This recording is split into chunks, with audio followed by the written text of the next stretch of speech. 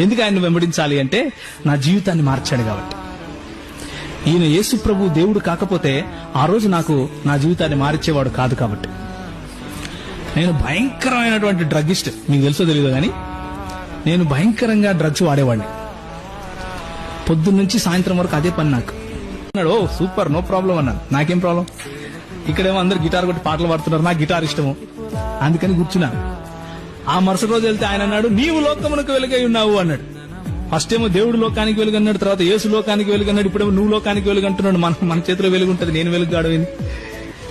అవునా కదా? ఇలా కుదరదు అన్నాను.